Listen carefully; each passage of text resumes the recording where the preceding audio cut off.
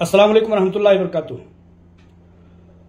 जैसा कि आप लोगों ने सब्जेक्ट देख लिया होगा कि कुछ हीरा ग्रुप ऑफ कंपनीज के दुश्मन अनासिर, बिचौलिए, डिपार्टमेंट के 150 रुपए पर खर्चा चलाने वाले लोग और मासूम सरमायाकारों से 200-300 रुपए चंदा इकट्ठा करके अपनी रोजी रोटी का बंदोबस्त करने वाले कहते हैं कि चाय से ज्यादा केतली गरम जैसे लोग हमें इस बात का धमकी दे रहे हैं कि तुम्हें गिरफ्तार कराया जाएगा और तुम्हें अरेस्ट करा दिया जाएगा, तुम्हें जो है तुम्हारी जुबान को बंद कर दिया जाएगा। मैं कहता हूं कि हीरा ग्रुप ऑफ कंपनीज के खिलाफ जो बोलते हैं वो इन बिचौलियों के नजर में हक, और जो हीरा ग्रुप ऑफ कंपनीज जैसी मुस्लिम माईशत सूद से पाक तिजारत अलाए कलिमतुल्लाह के हक में उसके शाना बशाना कंधे से कंधा मिलाकर के खड़ा हुआ है, वो गालियों का मुर्तकिब, वो धमकियों का मुर्तकिब, वो पूरी तरह से गलत अलकाब और अल्फाज का मुर्तकिब। ये तो दोहरा मेयार और दोहरी पॉलिसी और दोहरा कैरेक्टर है। बिचौलियों को मैं बता देना चाहता हूं, ये नए नए बिचौलियों का यही जो है मजबूरी होती है कि ये नए नए बिचौलिया आते हैं और उन पुरानी चीजों को ये जानते नहीं, हमारी पुरानी इतिहास को नहीं जानते, हमारे पुराने काम काज और मामलात को नहीं जानते और वही बातें फिर से दोबारा दोहराते हैं। मैं नाम लेना नहीं चाहता हूं, लेकिन कहता हूं कि असदुद्दीन ओवैसी साहब ने FIR करवाया, उस पर जो है पुलिस की टीमें भेजी हमको गिरफ्तार करने के लिए, लेकिन अल्लाह तबारक व तआला ने मुझे महफूज रखा। एक बाल बराबर वो हमें टच नहीं कर सके। कैसे टच करेंगे? उनको जो उनकी भी जवाबदारी है, इन्फ्लुएंस में कब तक काम करेंगे वो लोग। फिर उसके बाद उनकी औलाद शहबाज अहमद खान जैसा रेपिस्ट शख्स जो है वो 3-4 FIR करता है और मुझे गिरफ्तार कराने की धमकियां देता है। ये इतिहास बताना चाहता हूं, ये उन बिचौलियों और यूट्यूबरों, छोटे छोटे नन्हे मासूम जो एक कहते हैं कि परिंदे मासूम जो है वो जानकारी नहीं रखते, उनको बताना चाहता हूं। फिर उसके बाद कुछ और बिचौलिए जो है वो भी आते हैं, वो ये कहते हैं कि इसको चलो 10 लोग मार के आते हैं, 15 लोग मार के आते हैं, उनकी भी गलतफहमी दूर हो जाती है। फिर उसके बाद शिमोगा के याजूज माजूज आकिल राशिद, मुनीब और अब्दुल्ला राशिद, इन लोगों ने भी FIR किया और तरह तरह के इल्जामात लगाए। पुलिस वालों ने कहा कि ठीक है, तुम लोगों का अपना इन्फ्लुएंस अपनी जगह पर, लेकिन तुम लोग ये सबूत तो दिखाओ कि मुतीर रहमान नामी शख्स जो तुम लोगों को जान से मारने की धमकी देता है तुम लोगों के कौल के मुताबिक, उसका एक जर्रा बराबर प्रूफ तो लेकर के आओ। वो भी टाटा फिस हो जाते हैं अपनी जगह पर। अब ये कर्नाटक से नाक में बोलने वाले छोटे से डिपार्टमेंट के जो है बिचौलिए साहब, ये एक बुलबुला लेकर के उठे हैं और ताहिरा आपा जैसी जो है तोती को, जो कि उम्रा तक नहीं कर सकी, अभी उनकी औकात इतनी नहीं है वो मुतीर रहमान को गिरफ्तार कराने की और एक बार सारे लोग इकट्ठा हो करके जाने की। किस देश में, किस दुनिया में जी रहे हो दोस्तों? मैं तुम्हें दोस्त कह रहा हूं, मासूम दोस्तों। खैर, एक बड़े सफर के बाद भाइयों मैं इस बात के काबिल हो गया हूं कि बहुत सारी गलत फहमियों पर पानी फेर सकूं और उन लोगों का जवाब दे सकूं। चूंकि एक लीगल टीम में मैंने उन 3 सालों में जब आपा आलमा डॉक्टर नौहरा शेख साहिबा जेर गिरफ्तार थी, उस दरमियान में मुझे काम करने का सहयोग प्राप्त हुआ, हासिल हुआ। और उसके बाद जो है अल्हम्दुलिल्लाह हीरा ग्रुप ऑफ कंपनीज की बाजियाबी के बाद तमाम रिजल्ट अपनी आंखों से देखने का मौका मिला। आज एक बार फिर से आजमाइश और सख्ती के दिन आए हैं, तो इस दिन में भी वही सारी चीजें। आज मैं लीगल का हिस्सा नहीं हूं, लेकिन कम से कम अल्हम्दुलिल्लाह सपोर्टरों का हिस्सा हूं, सपोर्टरों को शहसवारों के दरमियान का एक शहसवार हूं और बिला रुके और झिझके तमाम चीजें जो है, जो अवाम और पब्लिक चाहे वो 10 की तादाद में ही क्यों ना बची हों, मैं उन लोगों की राहत के लिए खबरें लेकर के आऊंगा। सूद से पाक तिजारत में अगर किसी ने मुकम्मल तरीके से आलमा सबसे पहले अपने उन तहज्जुद गुजारों पर और उन नेक लोगों पर जिन्होंने बहुत ज्यादा दुआ के बाद इन्वेस्टमेंट किया था और यही कहा है कि सूद से पाक तिजारत में अगर नफा हुआ तो नफा, नुकसान हुआ तो नुकसान, उन लोगों के लिए मैं एक लंबे सफर के बाद जो मेरे दरमियान मुझे कलेक्शन हो पाया है, जो जानकारियां मिल पाई हैं, उन लोगों को आपके सामने रखने की कोशिश कर रहा हूं।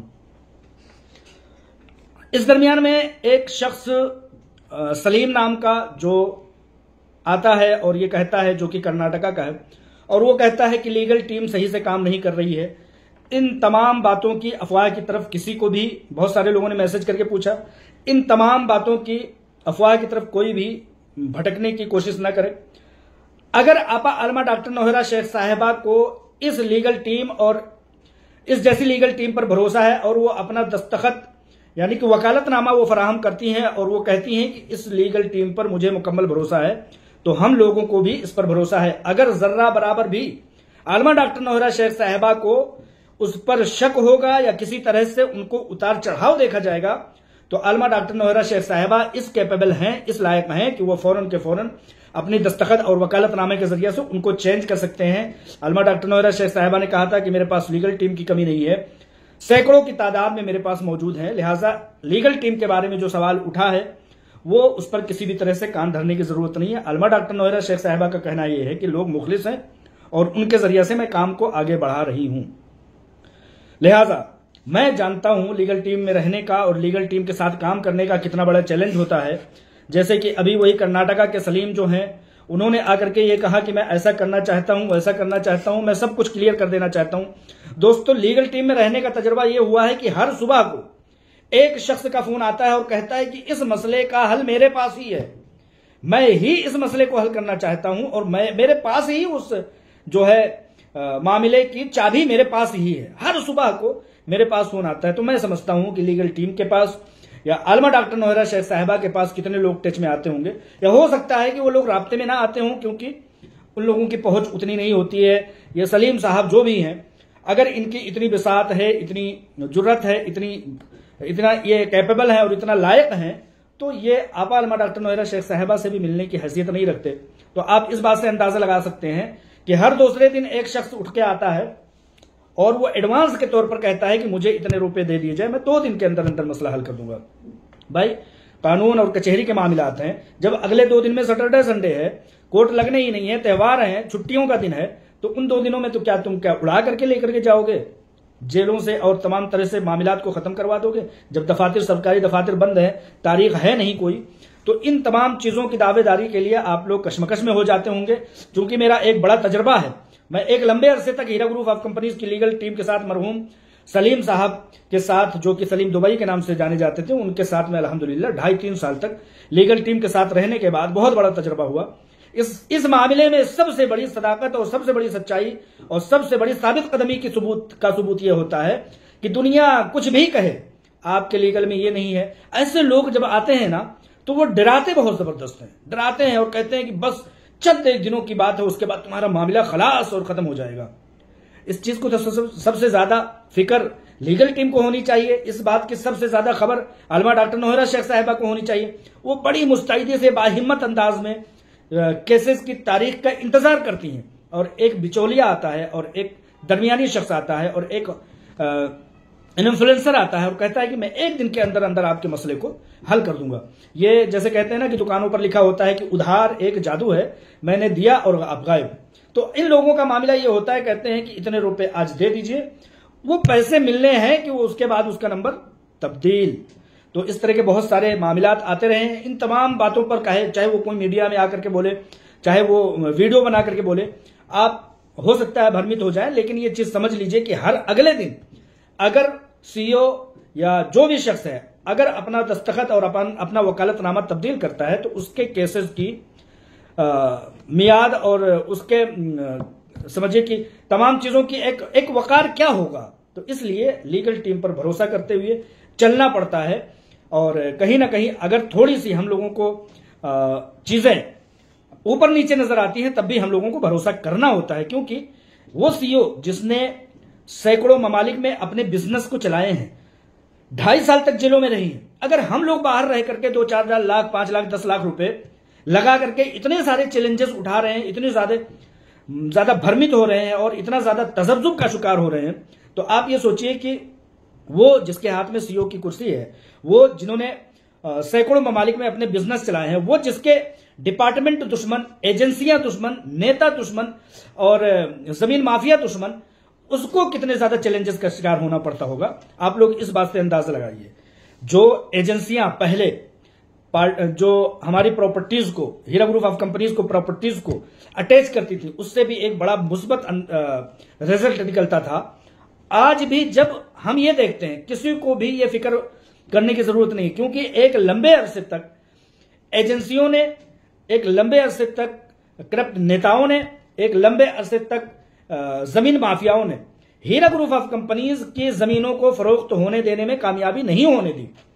कामयाबी ना होने की सूरत में हीरा ग्रुप ऑफ कंपनीज के सीईओ के इजाजत से, सुप्रीम कोर्ट ऑफ इंडिया की मदद से यह मामला तय पाया है कि इन प्रॉपर्टीज को अब एजेंसी यानी कि ईडी फरोख्त करेगी।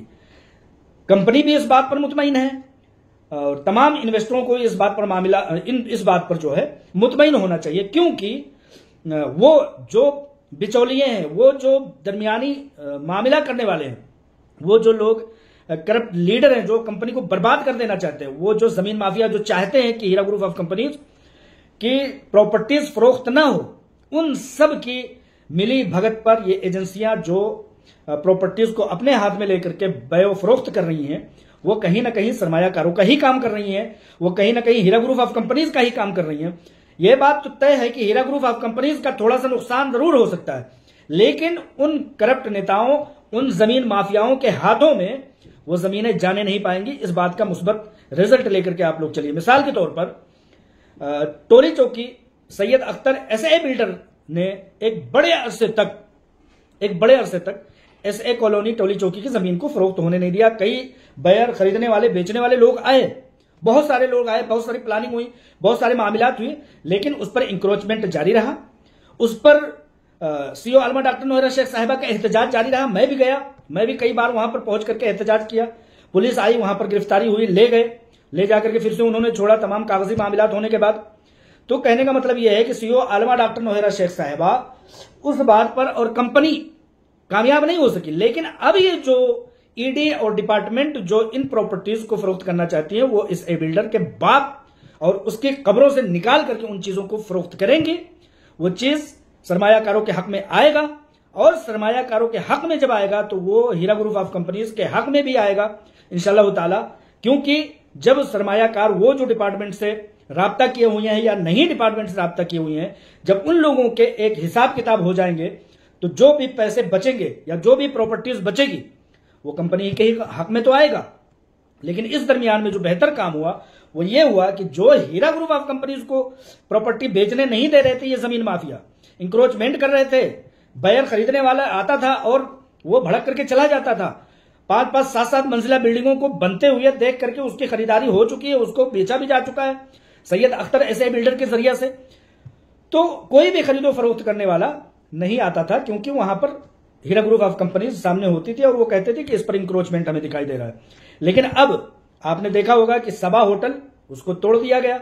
अभी मार्च में ही कोर्ट का एक बड़ा जजमेंट आया और यह कहा गया कि यह सबा होटल और ये अब्दुल रहीम नामी एसए बिल्डर का दामाद और सैयद अख्तर, इन लोगों के प्रॉपर्टीज को, इन लोगों की इंक्रोचमेंट को उस कोर्ट के ऑर्डर से हटाया गया। तो ये मुस्बत चीजें हैं। मुस्बत चीज ये है कि जो हीरा ग्रुप ऑफ कंपनीज और ईडी और डिपार्टमेंट चीजों को फरोख्त कर रही है, वो कहीं ना कहीं हीरा ग्रुप ऑफ कंपनीज के हक में ही जा रहा है इंशाल्लाह ताला। क्योंकि ये जो जमीन माफिया है, ये जो बदउनवान लोग हैं, ये जो बिचौलिए हैं, जो ये चाहते हैं कि हीरा ग्रुप ऑफ कंपनीज को डुबा दिया जाए, ये जो हीरा ग्रुप ऑफ कंपनीज को लॉस में डाल दिया जाए, इनकी जमीनों पर प्रॉपर्टीज को बेच दिया जाए, इनकी कब्जा कर लिया जाए, तो अब डिपार्टमेंट के करने से यह होगा कि वो इन चीजों को कर सकेंगे और इन जमीन माफियाओं के आबा व अजदाद भी अगर आ जाएं तो इनका कुछ चलने वाला नहीं है इंशाल्लाह ताला। मिसाल के तौर पर सैयद मोइन, जो कि बंजारा हिल के एक बंगले पर हीरा ग्रुप ऑफ कंपनीज पर काबिज है, वो हट नहीं रहा है। क्या उसने डिपार्टमेंट में सेटिंग की हुई है एमआईएम के जरिए से, क्या उसने इन्फ्लुएंस किया हुआ है, उस पर एफआईआर तक नहीं दर्ज हो रहा है। एफआईआर दर्ज हुआ तो उस पर कार्रवाई नहीं हुई। कई एक लेटर सरकार, मरकजी सरकारों को भेजा गया, उस पर कार्रवाई नहीं हो रही। क्या ऐसी सेटिंग है? लेकिन अब जब डिपार्टमेंट उन प्रॉपर्टीज को जाकर के, एक तरफ तो यह है कि पूरी तरह से मुकम्मल 25-50 करोड़ या 100 करोड़ रुपए का बंगला है, वो मुकम्मल तरीके से एक जो है जमीन माफिया, एक करप्ट इंसान वो लूट लेना चाह रहा था। लेकिन अब जब डिपार्टमेंट का डंडा चलेगा तो वो उसको निगल नहीं सकेगा। हम तो उसको नहीं हटा पा रहे थे, लेकिन किसी के अंदर दम है कि वो डिपार्टमेंट कहे और ये कहे कि ये हीरा ग्रुप ऑफ कंपनीज की प्रॉपर्टी है, तुम अपने तमाम तरह के ऑर्डर्स और तमाम तरह के कागजात जाली जो है वो लेकर के भागो। तो किसी के अंदर इतना दम है कि वो रुकेगा? लिहाजा इस सफर से मेरे जो भी चीजें मुझे क्लियर करके बताई गई हैं वो तमाम हालतों में हीरा ग्रुप ऑफ कंपनीज के हक में जाती हैं, हीरा ग्रुप ऑफ कंपनीज के सरमायाकारों के हक में जाता है। और एक दिन ऐसा आएगा कि जो भी सरमायाकार हैं, चाहे वो क्लेमेंट हो, एफआईआर करने वाले हो, बगैर एफआईआर करने वाले हो, सबके मामलात इन्हीं प्रॉपर्टीज से और इन्हीं तमाम वसाइल से हल हो जाएंगे। जो लोग हीरा ग्रुप ऑफ कंपनीज पर भरोसा करते हैं वो भी इंसाफ इस बात का देख लेंगे कि आलमा डॉक्टर नोहरा शेख साहिबा ने उनके साथ किस तरह से रवादारी का काम किया है। इस दरमियान में एक चीजें मेरी रह जा रही हैं, जैसे कि मैंने बताया सैयद अख्तर के बारे में पहले बताया, उसके बाद सैयद मोइनुद्दीन के बारे में बताया जो कि पुलिस कमिश्नर हुआ करता था, बाद में वक्फ प्रॉपर्टीज का ओहदेदार था। एक इसी तरह से बडला गणेश नाम का एक शख्स है जिसने 2 करोड़ रुपए सिक्योरिटी पर और हीरा ग्रुप ऑफ कंपनीज के प्रॉपर्टी पर किराएदारी अख्तियार की थी। बाद में उसने देखा कि उसकी नीयत खराब हो गई, उसने देखा कि हीरा ग्रुप ऑफ कंपनीज मामलात में उलझी हुई है, इस पर कब्जा जमा लो। लेकिन अब जब डिपार्टमेंट का हथौड़ा चला है, डिपार्टमेंट का जब तमाम तरह से कार्रवाई हुई है, तो उस प्रॉपर्टी को जो कि अभी एक आने की हीरा ग्रुप ऑफ कंपनीज के लिए फायदे बख्श नहीं थी, एक पैसे के लिए फायदे बख्श नहीं थी, 10, 20, 25, 50 करोड़ रुपए तो आए होंगे, वो किसके हैं? कंपनी के हैं या सरमायाकारों के हैं? तो इन तमाम चीजों से, गिरफ्तारियों से, अरेस्टमेंट से या हरासमेंट से और पीसीजीसी से आम आदमी परेशान हो सकता है, लेकिन खास आदमी इन चीजों से बहुत ज्यादा मरगूब नहीं हुआ करता। ये प्रोसेस का एक हिस्सा है अल्हम्दुलिल्लाह। तो जैसा कि मैंने बता दिया कि 8-8, 10-10 मंजिला सैयद अख्तर की बनाई गई प्रॉपर्टीज पर भी ये डिपार्टमेंट जो नाजायज तरीके से लोगों ने, जमीन माफियाओं ने बना लिया था, फुटबॉल ग्राउंड बना लिया था, डिपार्टमेंट बड़े अच्छे अंदाज से निपट लेगी। सरमायाकारों का ही काम होगा, हीरा ग्रुप ऑफ कंपनीज का ही काम होगा। हाँ, यह है कि एक ख्वाहिश थी हीरा ग्रुप ऑफ कंपनीज की जो नहीं होने दी गई, बिचौलियों के जरिए से बदनामी करा दी गई, या जो बेयर फरोख्त करने वाले, खरीदने बेचने वाले आए थे उनको भड़का दिया गया। लेकिन अब डिपार्टमेंट के जरिए से उन चीजों को भड़काया और बहकाया नहीं जा सकता। लिहाजा इन तमाम चीजों की बदौलत आप ये समझ लें कि सारी चीजें मुस्बत हैं। इंशाअल्लाह ताला जब ये लोअर कोर्ट के बेल रिजेक्शन का या छोटी अदालतों के जमानत के रद्द होने का कोई बहुत ज्यादा टेंशन नहीं है, क्योंकि जैसा कि MIM के शहबाज अहमद खान ने कहा था कि एक जगह से गिरफ्तारी होगी, दूसरी जगह उठा लिया जाएगा, दूसरी जगह से गिरफ्तारी होगी, तीसरी जगह उठा लिया जाएगा। तो अगर बाई चांस इन छोटे छोटे मामलात में बेल नहीं होती है तो कहीं ना कहीं ये भी मुस्बत बात है। कल को जब 7 जुलाई को हीरा ग्रुप ऑफ कंपनीज 25 करोड़ रुपए आप लोगों की ताउन की बदौलत, आप लोगों के कर्ज हसना की बदौलत जब जमा करने में कामयाबी हासिल कर लेगी, तो इंशाअल्लाह ताला सुप्रीम कोर्ट ऑफ इंडिया के जरिए से जो जमानत मिलेगी वो पायदार होगी, वो कायम रहने वाली होगी। इन छोटी छोटी अदालतों से, इन छोटी छोटी अदालतों की पीसीजीसी से कुछ फर्क ना पड़ने वाला है और ना ही बहुत ज्यादा दिक्कत होने वाली है। बाज दफा आपकी जानो माल के तहफ्फुज अटैचमेंट में होते हैं, चाहे वो किसी भी डिपार्टमेंट के जरिए से हो, चाहे वो ईडी के जरिए से अटैचमेंट हो, आपके मालो मता की तहफ्फुज भी इन तमाम चीजों से होता है। जैसा कि आज एक रिकॉर्ड बन करके आया है कि पिछले दिनों सैयद अख्तर के जरिए से बनाए गए 7 मंजिला इमारत पर ईडी के देखरेख के बावजूद भी हुआ था। तो वो तो रिकॉर्ड है ना, वो जिस दिन वो रिकॉर्ड खुल करके सामने आएगा वो ये इस बात का बहुत बड़ा एक सबूत होगा कि यहां पर गलत हुआ है। जैसे कि अभी मार्च में एक ऑर्डर आया कि सन 1980 का एक जमीन होल्डर या मालिक जमीन का वो आकर के दावेदारी करता है, लेकिन बाद में उसको रिजेक्ट कर दिया गया। हीरा ग्रुप ऑफ कंपनीज की जमीन हीरा ग्रुप ऑफ कंपनीज की ही रही। लिहाजा इन तमाम चीजों में मुस्बत पहलू तलाश कीजिए और दुआ कीजिए कि अल्लाह तबारक व तआला हमेशा की तरह हीरा ग्रुप ऑफ कंपनीज सूद से पाक तिजारत, मुस्लिम मईशत का तहफ्फुज करे और सीओ आलमा डॉक्टर नोहरा शेख साहिबा बाजियाबी पा करके सुरखरुई के साथ बाहर आए और तमाम उन सरमायाकारों को जो जिनका हक है डिपार्टमेंट में जाने का, उनको भी उनकी अमानतें मिले और उन लोगों की भी तिजारत शुरू हो जो कंपनी में रहना चाहते हैं, जिनकी भी बड़ी तादाद है, और उन लोगों की अमानतें भी मिले जो लोग हीरा ग्रुप ऑफ कंपनी से अपनी अमानतें चाहते हैं। सुप्रीम कोर्ट पे पूरी तवज्जो लीगल टीम की फोकस है, सुप्रीम कोर्ट के टारगेट पर फोकस है। इंशाअल्लाह ताला उसको लीगल टीम के जरिए से, लीगल टीम अपने वकीलों के जरिए से, अपनी टीम के जरिए से मुकम्मल करके उस पर सुरखरुई हासिल करेगी। इस दरमियान जब तक सुप्रीम कोर्ट ऑफ इंडिया का जजमेंट और उसकी तारीख नहीं आती है, हम लोग इंतजार करेंगे। हम लोग इंतजार करते हुए इंशाअल्लाह ताला दुआ करेंगे।